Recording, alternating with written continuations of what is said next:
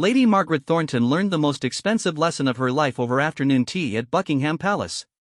She had been invited as the newly appointed cultural attaché to the Swedish embassy, a position that required her to navigate the treacherous waters of royal protocol. What she didn't know was that Queen Elizabeth II had developed an intricate system of silent signals that could make or destroy diplomatic careers without a single word being spoken. The afternoon began like any other royal engagement. Margaret arrived at the palace gates precisely 15 minutes early, as protocol demanded. She had studied every book on royal etiquette, memorized the proper curtsy depth, and practiced walking backward for weeks. What no training manual had prepared her for was the silent language that would unfold during the seemingly innocent tea service.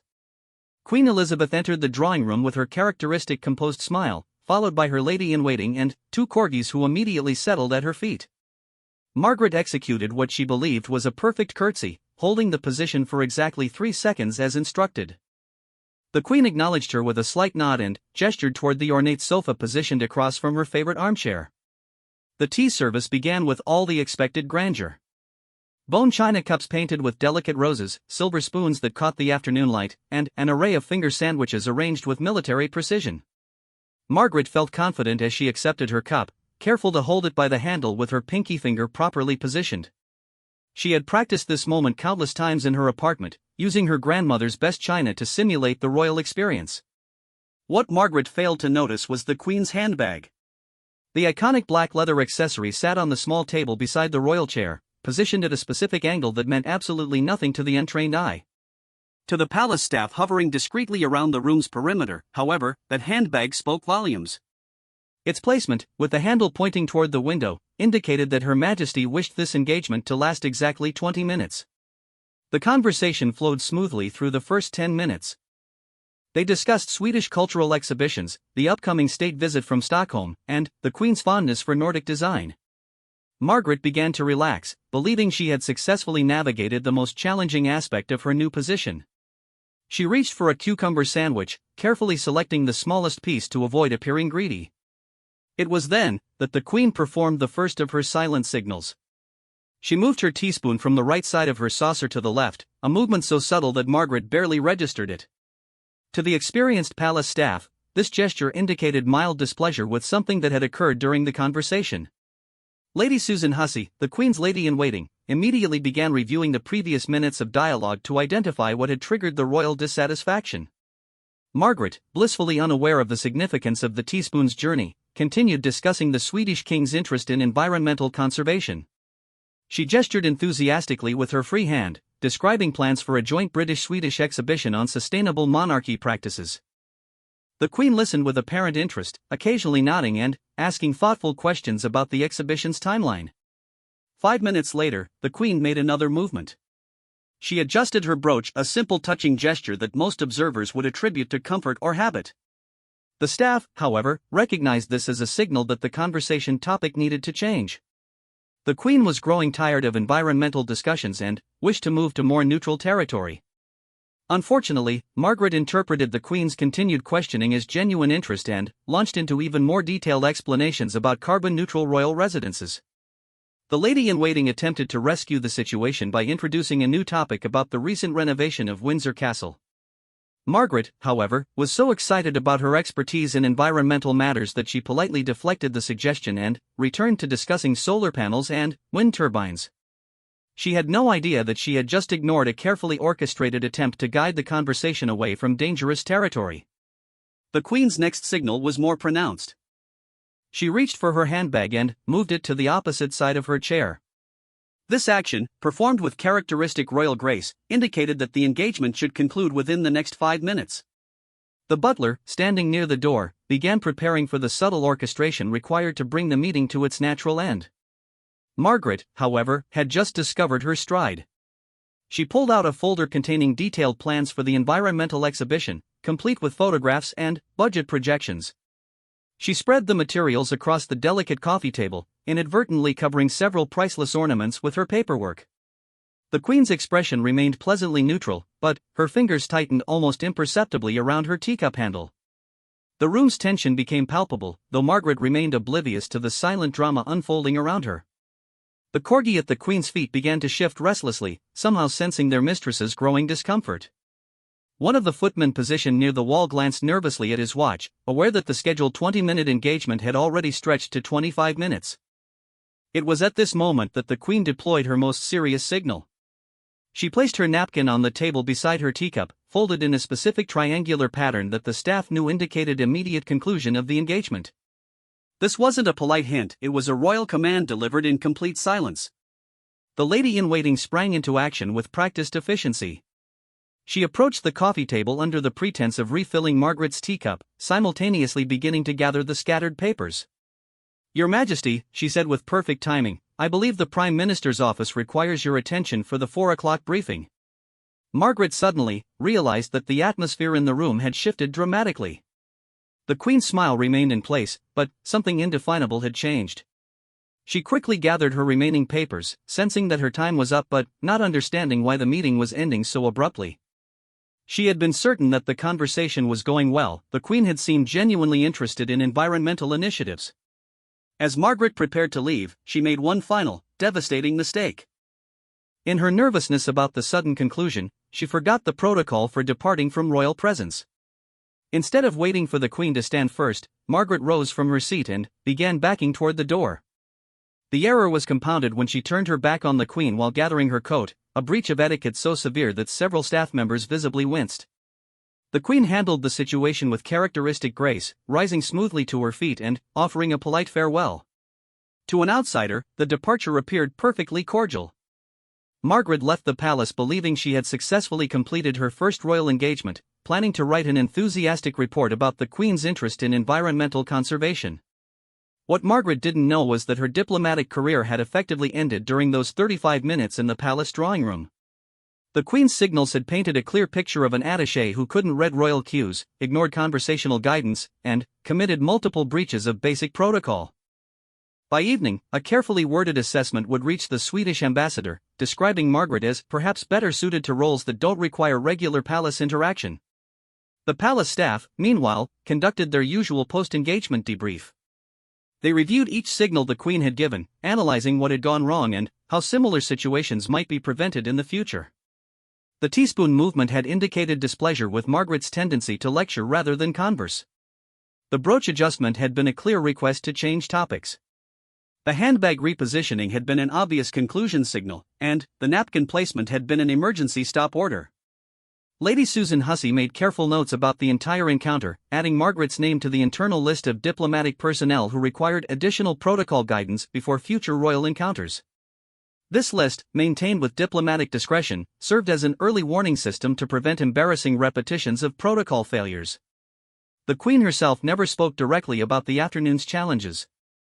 That evening, over dinner with Prince Philip, she simply mentioned that the Swedish cultural attaché seemed very enthusiastic about environmental matters. Philip, who had decades of experience interpreting his wife's understated commentary, understood immediately that the engagement had been something of a trial.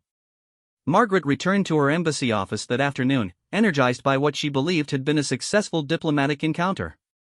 She spent the remainder of the day drafting reports about the Queen's commitment to environmental causes, completely unaware that she had just become a case study in how not to interact with the British royal family.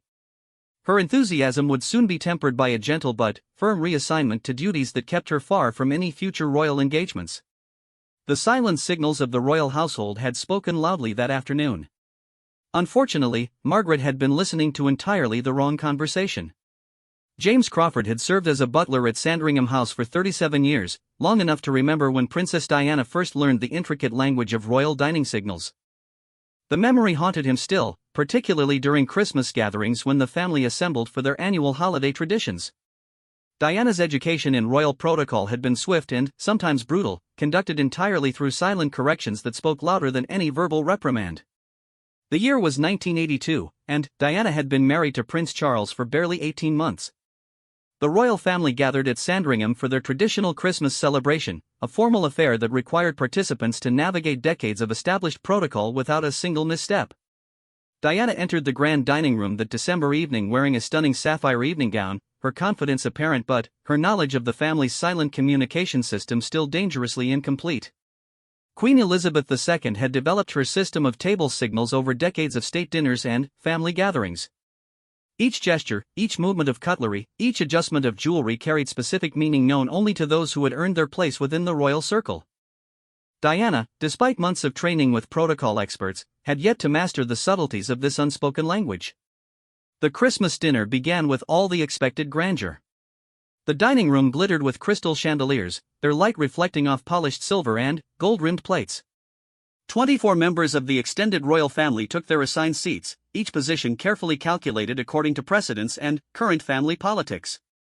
Diana sat between Prince Charles and Princess Margaret, a placement that seemed supportive but actually created a minefield of protocol challenges. Crawford watched from his position near the serving station as the first course arrived. The Queen, seated at the head of the table, performed her initial signal by adjusting her diamond bracelet counterclockwise. This movement, invisible to most guests, informed the serving staff that the evening should proceed at a leisurely pace. Her Majesty was prepared to enjoy an extended family gathering without rushing through the traditional 7 courses.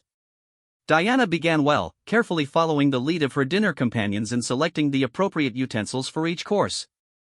She had learned the basic rules: work from outside to inside, never gesture with cutlery in hand, and always wait for the Queen to begin eating before taking the first bite.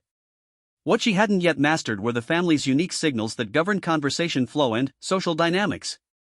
15 minutes into the dinner, Princess Margaret launched into one of her famously inappropriate stories about a recent encounter with a rock musician at a London nightclub.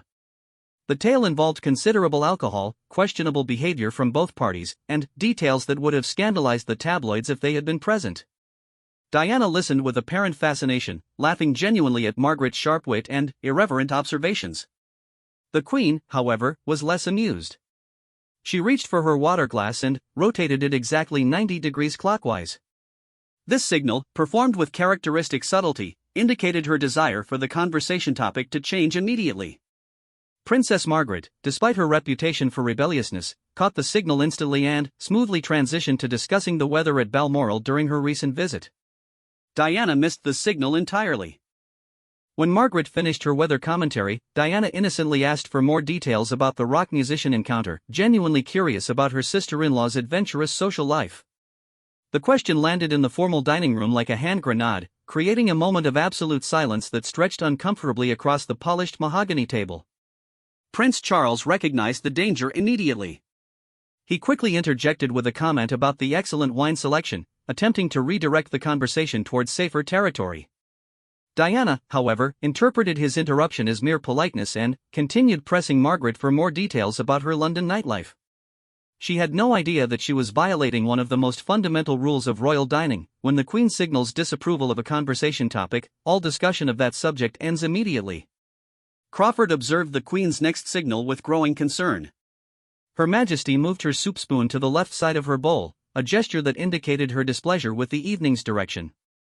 The more experienced family members immediately adjusted their behavior, steering conversations toward traditionally safe topics like estate management and upcoming royal engagements.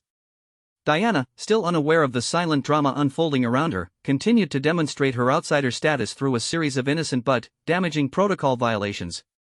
She complimented the Queen Mother's dress with enthusiastic gestures that included pointing across the table. She asked Prince Andrew about his recent military service in the Falklands, a topic that the Queen preferred to discuss privately rather than during formal dinners. Most seriously, she questioned Prince Philip about his recent controversy regarding comments made during a Commonwealth visit, a subject that was absolutely forbidden at family gatherings. Each violation prompted additional signals from the Queen. She adjusted her necklace to indicate her growing concern about Diana's conversational choices. She moved her bread plate slightly to the left to signal her desire for more careful topic selection. She even performed the rare gesture of touching her earring, a sign that usually preceded her departure from social gatherings. Prince Charles attempted damage control by answering Diana's questions himself, providing diplomatic responses that avoided the controversial aspects she seemed determined to explore. His efforts only highlighted his wife's inability to read the room's increasingly tense atmosphere. Other family members began compensating by launching lengthy discussions about completely neutral topics, but Diana's enthusiasm for controversial subjects seemed to grow with each course. The crisis reached its peak during the main course when Diana directly questioned the Queen about recent tabloid speculation regarding Princess Anne's marriage difficulties. The question was asked with genuine concern and innocent curiosity, but it represented such a severe breach of royal dining protocol that several family members actually stopped eating to observe the Queen's response. Her Majesty's reaction was swift and decisive. She placed her knife and fork parallel across her plate in the finished position, despite having barely touched the elaborate roast beef course. This signal indicated her intention to conclude the dinner immediately, a nuclear option rarely deployed during family gatherings. The gesture was so serious that Prince Philip immediately followed suit, placing his own cutlery in the finished position to support his wife's decision.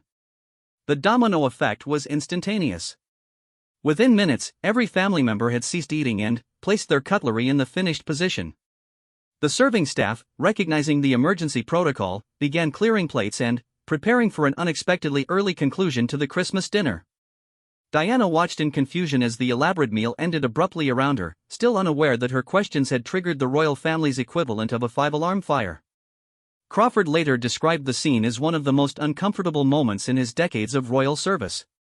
The Queen rose from the table with perfect dignity, thanked everyone for a lovely evening, and retired to her private sitting room 30 minutes earlier than usual. The family dispersed with unusual haste, leaving Diana alone with Prince Charles in the suddenly empty dining room. It was only then that Charles attempted to explain what had occurred. He described the family's system of silent signals, the importance of recognizing conversational boundaries, and the serious breach Diana had committed by questioning family members about sensitive personal matters during formal dinners. Diana listened with growing horror as she realized how completely she had misread the evening's dynamics. The education that followed was intensive and, sometimes painful. Diana spent the following weeks working with Lady Susan Hussey and other senior palace staff to master the intricacies of royal communication. She learned to recognize the Queen's signals, understand the family's conversational taboos, and navigate the complex social dynamics that governed royal gatherings. The Christmas dinner incident became a turning point in Diana's royal education. She never again missed the Queen's water glass rotation signal. She learned to recognize the subtle jewelry adjustments that indicated topics should be avoided. Most importantly, she discovered that the royal family's silence could be far more powerful than their words. Years later, Diana would become one of the most skilled practitioners of royal signal reading, able to navigate state dinners and family gatherings with practiced ease. She learned to use the system herself, developing her own subtle signals that communicated her preferences without breaking the family's tradition of maintaining perfect composure during formal occasions. Crawford retired from royal service in 1995, but he never forgot the lessons learned during that Christmas dinner in 1982. The evening demonstrated the power of the royal family's silent language and the serious consequences that awaited those who failed to master its complexities. Diana's transformation from confused outsider to accomplished royal insider became one of the most remarkable protocol educations in modern palace history. The silence signals had spoken clearly that Christmas evening, delivering a lesson in royal protocol that would shape Diana's behavior for the remainder of her time within the royal family. The language of cutlery placement and jewelry adjustment had proved more effective than any formal training program in teaching the future Princess of Wales her place within the most traditional family in Britain. Ambassador Heinrich von Müller had attended state dinners across 3 continents, negotiated trade agreements in 12 languages, and survived diplomatic crises that had toppled governments. Nothing in his distinguished career, however, had prepared him for the evening he would later describe as the most terrifying 3 hours of my professional life. The occasion was a state dinner at Windsor Castle, and his opponent was not a hostile foreign power but Queen Elizabeth II's legendary mastery of silent diplomatic warfare. The German ambassador arrived at Windsor Castle on a crisp October evening in 1987, representing his government during sensitive negotiations regarding European economic cooperation. The dinner was intended as a gesture of friendship between Britain and West Germany, a carefully choreographed diplomatic performance designed to demonstrate unity during challenging times. Von Müller entered the castle's grand dining room confident in his ability to navigate any political minefield that might emerge during the evening's discussions. What he failed to anticipate was that the real negotiations would be conducted entirely without words, using a system of signals so sophisticated that it could make or break international agreements before the dessert course arrived.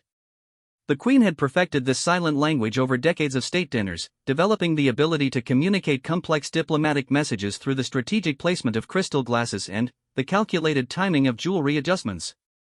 The evening began with traditional pageantry. Von Müller was seated at the Queen's right hand, a position of honor that reflected Germany's importance to British foreign policy. Across from him sat Margaret Thatcher, her presence adding an additional layer of complexity to the evening's diplomatic dynamics. The Prime Minister and the Queen had developed their own intricate system of nonverbal communication, a partnership that had proved devastatingly effective in previous international negotiations. The first course arrived with appropriate ceremony. Von Muller carefully observed the Queen's selection of utensils, following her lead in choosing the appropriate fork for the delicate salmon appetizer. The conversation flowed smoothly through topics of mutual interest, cultural exchanges between Britain and Germany, shared concerns about Eastern European developments, and optimistic assessments of improving bilateral relations. 20 minutes into the dinner, however, von Muller made his first critical error. During a discussion of trade policy, he casually mentioned Germany's intention to strengthen economic ties with certain Eastern European nations that Britain viewed with suspicion. The comment was delivered diplomatically, wrapped in language about mutual benefit and regional stability, but it touched on one of the most sensitive aspects of current Anglo-German relations. The Queen's response was immediate but invisible to the untrained observer. She moved her wineglass 3 inches to the right, a signal that informed both Margaret Thatcher and the senior Foreign Office officials present that Germany had just revealed information requiring careful diplomatic response. The gesture was so subtle that von Muller continued speaking, unaware that he had just triggered a complex chain of silent communications around the dining table. Margaret Thatcher caught the Queen's signal instantly and began probing von Muller's comments with seemingly innocent questions about timeline and implementation details. Her inquiries appeared to reflect natural curiosity about Germany's plans, but each question was designed to extract specific information that would prove crucial to Britain's negotiating position in upcoming European Union discussions. Von Muller, pleased by what he interpreted as British interest in German initiatives, began providing increasingly detailed explanations of his government's strategy. He discussed planned investment levels, potential partnerships, and timeline expectations with the enthusiasm of a diplomat who believed he was building bridges between allied nations. Each revelation prompted another subtle signal between the Queen and her Prime Minister. The Queen adjusted her diamond bracelet counterclockwise, indicating to Thatcher that the information being provided exceeded expectations and should be carefully catalogued for future reference. Thatcher responded by touching her own necklace, a gesture that confirmed her understanding and indicated her intention to pursue additional details about specific aspects of German policy. 30 minutes into this silent intelligence-gathering operation, von Muller began to sense that something unusual was happening around him. The conversation seemed to be flowing naturally, but he noticed that both the Queen and Margaret Thatcher were asking remarkably specific questions about subjects that he hadn't expected to discuss in detail. Their knowledge of German internal policy debates suggested preparation that went beyond typical diplomatic briefings. The turning point came when von Muller, encouraged by what he perceived as genuine British enthusiasm for German initiatives, revealed his government's confidential timeline for announcing new Eastern European partnerships. The information was strategically valuable, providing Britain with advanced knowledge that could prove crucial in positioning their own diplomatic response to changing regional dynamics. The Queen's reaction to this revelation was swift and devastating. She reached for her water glass and moved it to the left side of her place setting, a signal so serious that it caused Margaret Thatcher to pause mid-sentence. The gesture indicated that von Muller had just provided information of such strategic importance that the evening's objectives had been achieved ahead of schedule. What followed was a masterpiece of diplomatic manipulation disguised as polite dinner conversation. The Queen and Margaret Thatcher began steering the discussion toward topics that would encourage von Muller to provide additional details about German policy without realizing the strategic value of his disclosures. They asked about budget allocations, personnel assignments, and implementation challenges with the practiced skill of intelligence operatives conducting an interrogation. Von Muller, flattered by their apparent fascination with German efficiency and planning, continued providing detailed explanations that would have horrified his government had they known the level of strategic intelligence being inadvertently shared. He discussed internal government debates, revealed the identities of key decision-makers, and even provided insights into potential areas of German flexibility during future negotiations. The silent communication between the Queen and Margaret Thatcher reached sophisticated levels as the evening progressed. They developed an intricate system of coordinated signals that allowed them to direct the conversation with surgical precision. The Queen would indicate promising topics by adjusting her rings, while Thatcher would signal successful information extraction by touching her earrings. By the main course, von Muller had unknowingly provided Britain with enough intelligence to fundamentally alter their negotiating strategy for the next 6 months of European Union discussions. The Queen and Margaret Thatcher possessed detailed knowledge of German intentions, timeline expectations, and potential areas of compromise that would prove invaluable during future diplomatic encounters. The evening's most devastating moment came during the cheese course when von Muller, thoroughly relaxed by what he believed had been an evening of successful diplomatic relationship building, began discussing Germany's contingency plans for various scenarios in Eastern European development. These backup strategies represented some of his government's most closely guarded diplomatic preparations. The Queen listened with apparent polite interest while performing a series of subtle gestures that informed Margaret Thatcher about the exceptional value of the intelligence being provided. She moved her cheese knife to indicate topics requiring follow-up questions. She adjusted her necklace to signal information that contradicted previous British assessments of German policy. She even performed the rare gesture of touching her tiara, a signal that indicated von Muller was providing intelligence of historic strategic importance. As the dinner concluded, von Muller felt satisfied with his performance. He believed he had successfully represented German interests while building stronger personal relationships with key British political figures. The Queen's gracious farewell and Margaret Thatcher's warm expressions of friendship seemed to confirm that the evening had achieved its diplomatic objectives. What von Muller didn't realize was that he had just participated in one of the most successful intelligence-gathering operations in modern diplomatic history. The combination of the Queen's subtle psychological manipulation and Margaret Thatcher's skilled interrogation techniques had extracted strategic information that would shape British policy for months to come. The following morning, detailed briefing documents based on von Muller's revelations were distributed to key Foreign Office personnel and selected cabinet members. The intelligence provided Britain with unprecedented insight into German strategic thinking and negotiating priorities. Within weeks, this information began influencing British positions in European Union negotiations, giving them decisive advantages in multiple policy areas. Von Muller never learned the true nature of what had occurred during that October evening at Windsor Castle. He returned to Germany pleased with his diplomatic performance, reporting to his government that British interest in German initiatives suggested opportunities for enhanced cooperation. His assessment was technically accurate but missed the crucial detail that Britain's interest was primarily focused on exploiting German strategic information for competitive advantage. The Queen's system of silence signals had achieved a diplomatic victory that conventional negotiation techniques could never have accomplished. By creating an atmosphere of friendship and mutual interest, she and Margaret Thatcher had encouraged voluntary disclosure of information that would have been impossible to obtain through traditional diplomatic channels. The evening became a legendary case study within British intelligence circles, demonstrating the devastating effectiveness of combining royal protocol with sophisticated psychological manipulation.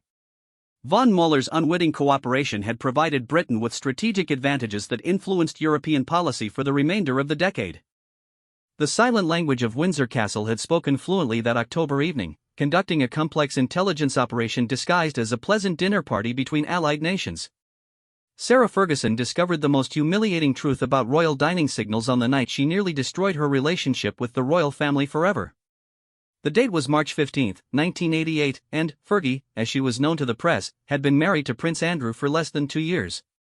What should have been a routine family dinner at Balmoral Castle became a masterclass in how completely misreading royal signals could transform a duchess into a cautionary tale within the space of a single evening. The trouble began long before the dinner service started. Fergie arrived at Balmoral that afternoon in an unusually defiant mood, fresh from reading tabloid coverage that criticized her spending habits, her choice of friends, and her apparently cavalier attitude toward royal protocol. The negative press attention had stung more than she cared to admit, and she entered the castle determined to prove that she could be just as regal and proper as any member of the royal family. This defensive mindset created the perfect conditions for the disaster that would unfold over the next 4 hours. Fergie had misunderstood the fundamental nature of royal dining signals, believing them to be suggestions rather than commands. Her determination to assert her independence would clash catastrophically with centuries of established protocol, creating a crisis that required emergency damage control from multiple senior royal household members. The dinner was intended as an intimate family gathering, with only 8 people present: the Queen, Prince Philip, Prince Charles, Princess Diana, Prince Andrew, Fergie herself, the Queen Mother, and Princess Margaret. The small number of attendees made the evening feel deceptively casual, encouraging Fergie to believe that formal protocol could be relaxed in favor of more genuine family interaction. Queen Elizabeth II entered the dining room that evening with her characteristic composed demeanor, but those who knew her well could detect subtle signs of concern about the developing tensions surrounding Fergie's public relations difficulties. The Queen had spent decades managing similar challenges with other family members, and she understood that this dinner would serve as an informal assessment of Fergie's ability to weather criticism while maintaining appropriate royal behavior. The meal began without incident through the first 2 courses. Fergie followed established protocol, waiting for the Queen to begin eating before touching her own food and selecting appropriate utensils for each course. The conversation focused on safe topics, estate management at Balmoral, upcoming official engagements, and Princess Diana's recent successful tour of Australia. 25 minutes into the dinner, however, the conversation shifted to the recent tabloid coverage of various family members. Princess Margaret, never one to shy away from controversial topics, made a casual comment about the press's obsession with royal spending habits. The remark was intended as general observation, but Fergie interpreted it as a direct reference to her own recent negative coverage. Her response revealed the depth of her frustration with media scrutiny. Fergie launched into a passionate defense of her lifestyle choices, arguing that royal family members deserve the same privacy and freedom as ordinary citizens. Her voice rose as she warmed to her theme, and her gestures became increasingly animated as she described the unfairness of constant public judgment. The Queen's initial response was characteristically subtle. She moved her wineglass slightly to the right, a signal that indicated Fergie should moderate her tone and return to more appropriate dinner conversation. The gesture was gentle, designed to provide guidance without causing embarrassment or drawing attention to the correction being offered. Fergie missed the signal entirely. Instead of recognizing the Queen's diplomatic hint, she interpreted the continuing silence from other family members as encouragement to elaborate on her grievances against the press. She began detailing specific articles that had offended her, describing journalists by name and providing her own analysis of their motivations for publishing negative stories about her behavior. Prince Andrew attempted to rescue the situation by gently changing the subject to upcoming royal engagements, but Fergie was too caught up in her emotional response to recognize his intervention as anything other than polite interest. She acknowledged his comment briefly before returning to her detailed critique of tabloid journalism and its impact on royal family morale. The Queen's next signal was more pronounced. She adjusted her diamond brooch, moving it slightly to indicate her growing concern about the direction of Fergie's commentary. This gesture was recognized immediately by Prince Philip, who began discussing recent developments in estate management with enough enthusiasm to provide Fergie with a natural opportunity to redirect her attention towards safer conversational territory. Fergie, however, had reached the point where her frustration with media coverage overwhelmed her awareness of social cues. She politely acknowledged Prince Philip's comments about estate management before returning to her passionate defense of royal privacy rights. Her obliviousness to the family's growing discomfort was so complete that she began soliciting agreement from other dinner guests about the unfairness of press intrusion into royal life. This direct appeal for support created an intensely uncomfortable moment around the dinner table. Princess Diana, who had her own complicated relationship with media coverage, found herself in the impossible position of being asked to publicly agree with criticisms of press coverage while sitting at the Queen's dinner table. Prince Charles shifted uncomfortably in his seat, recognizing that Fergie was creating exactly the type of controversy that the royal family worked so hard to avoid during private gatherings. The Queen's response to this escalation was swift and decisive. She moved her napkin from her lap to the table beside her plate, folding it in a specific triangular pattern that every experienced royal household member recognized as an emergency stop signal. The gesture indicated that Fergie's behavior had crossed into dangerous territory and required immediate intervention. Prince Andrew recognized his mother's signal and attempted to control the situation by directly addressing his wife's concerns. He acknowledged the difficulty of dealing with negative press coverage while gently suggesting that family dinners might not be the appropriate venue for detailed media analysis. His intervention was diplomatic but firm, designed to provide Fergie with a graceful exit from her increasingly problematic monologue. Instead of accepting Andrew's diplomatic rescue attempt, Fergie interpreted his intervention as criticism of her right to express frustration about unfair treatment. Her response was swift and devastating. She accused him of failing to defend her against media attacks, questioned his loyalty to their marriage, and demanded that he choose between supporting his wife and protecting the royal family's reputation. The accusation landed in the formal dining room like an explosion. Royal family dinners were governed by centuries of protocol designed to maintain harmony and avoid exactly this type of personal confrontation. Fergie had not only violated the basic rules of appropriate dinner conversation but had also created a public marital dispute in front of the most senior members of the royal family. The Queen's final signal was unmistakable. She placed both hands flat on the table and looked directly at Fergie with an expression that conveyed unmistakable royal displeasure. The gesture was so serious that Princess Margaret actually stopped eating mid-bite, while the Queen Mother set down her fork with audible precision. The silence that followed was absolute and terrifying. 8 people sat frozen around the dinner table as Fergie slowly began to realize the magnitude of her protocol violations. The Queen's direct gaze continued for exactly 10 seconds before she turned her attention to Prince Philip and began discussing completely neutral topics with determined normalcy. The remainder of the dinner proceeded in careful silence, punctuated only by the most essential conversation. Fergie sat mortified as she gradually understood how completely she had misread the evening's social dynamics. Her passionate defense of privacy rights had become a public attack on her husband, conducted in front of the very people whose approval was essential to her continued acceptance within the royal family.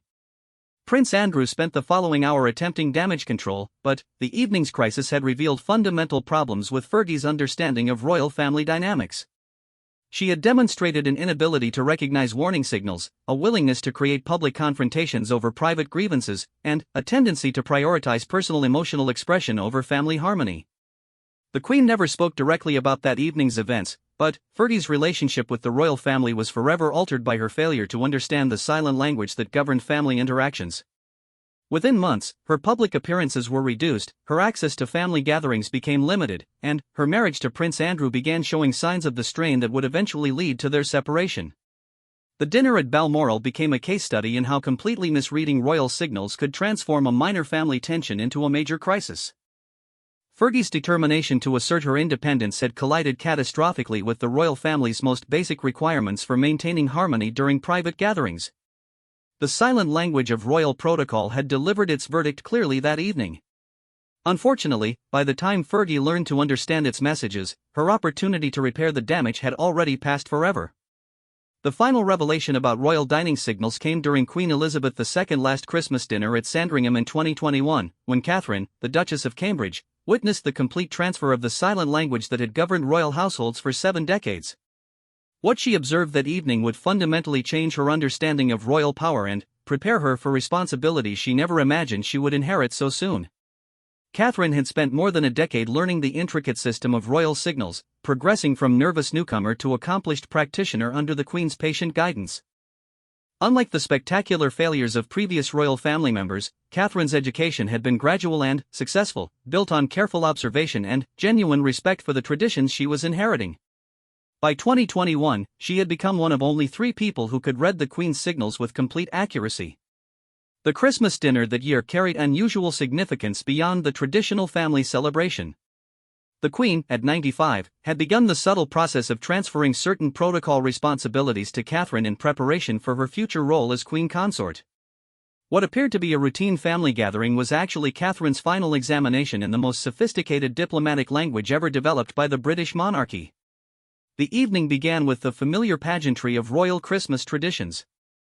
32 family members gathered in Sandringham's grand dining room, their positions carefully calculated according to precedents, current family relationships, and strategic diplomatic considerations. Catherine sat in the position of honor at the Queen's right hand, a placement that reflected both her seniority within the family and her special role in the evening's proceedings. Queen Elizabeth II entered the dining room with her characteristic dignity, but those who knew her intimately could detect subtle changes in her demeanor. The signals she performed that evening carried additional layers of meaning, designed not only to control the dinner's flow but also to demonstrate advanced techniques that Catherine would need to master for her future responsibilities. The first course proceeded normally through traditional royal conversation topics, estate management, charitable obligations, and careful analysis of recent diplomatic engagements. Catherine participated appropriately while maintaining constant awareness of the Queen's subtle communications, watching for the signals that would indicate her examination had begun. 15 minutes into the dinner, the Queen performed a gesture that Catherine had never seen before. She moved her water glass to the center of her place setting and rotated it precisely 45 degrees clockwise. The movement was so subtle that most family members failed to notice it entirely, but Catherine recognized it immediately as a signal intended specifically for her observation. The message became clear when Prince William began discussing recent conversations with Commonwealth leaders about environmental policy initiatives.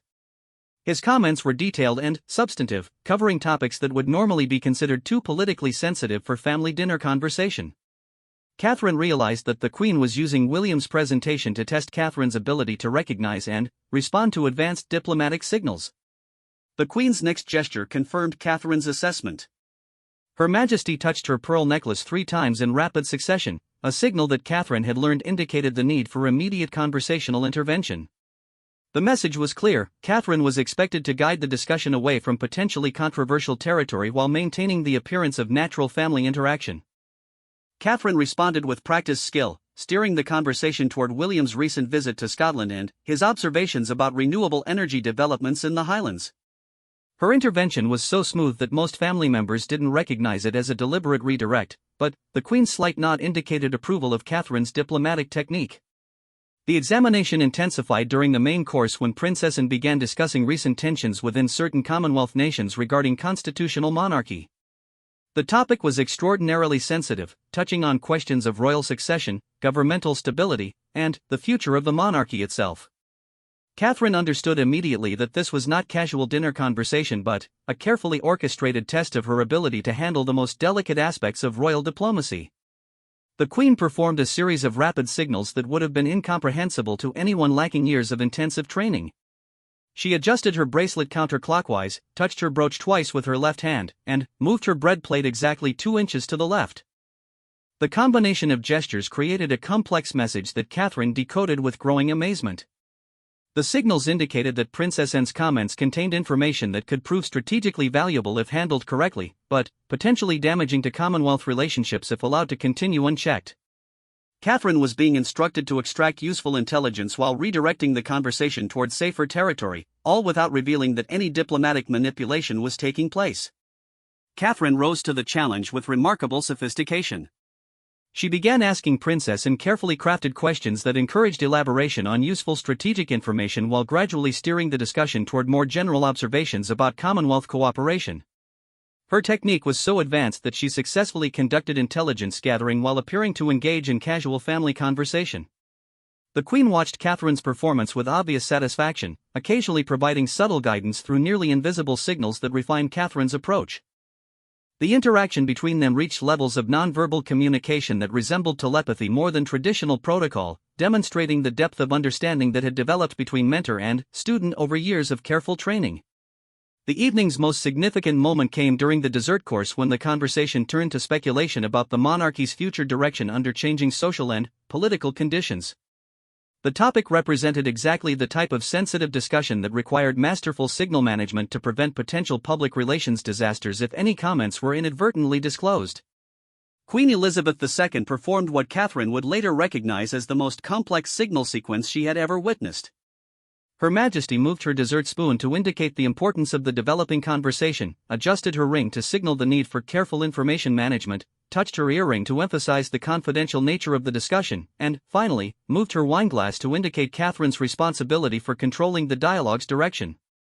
Catherine understood that she was being entrusted with managing a conversation that could have serious implications for the monarchy's future reputation. The Queen was not only testing Catherine's protocol skills but also demonstrating complete confidence in her ability to handle the most sensitive aspects of royal family communication. What followed was a masterpiece of diplomatic conversation management. Catherine guided the discussion through potentially dangerous topics while ensuring that all participants felt heard and valued. She encouraged useful strategic thinking while preventing the type of unguarded comments that could prove embarrassing if later disclosed. Most importantly, she demonstrated the advanced signal techniques that would be essential to her future role as Queen Consort. The evening concluded with the Queen performing a signal that Catherine had never seen before and would never see again. Her Majesty placed both hands flat on the table, looked directly at Catherine, and nodded once with unmistakable meaning. The gesture represented the formal transfer of signal authority, indicating that Catherine had successfully completed her training and was now authorized to use the full range of royal communication techniques. The significance of this moment extended far beyond protocol education. Catherine had been granted access to communication methods that represented centuries of accumulated royal wisdom about managing power, controlling information, and maintaining diplomatic relationships under the most challenging conditions. She had become the guardian of secrets that could influence international relations and shape the monarchy's future direction. Later that evening, as the family dispersed to their private quarters, the Queen spoke privately with Catherine about the responsibilities she had just inherited.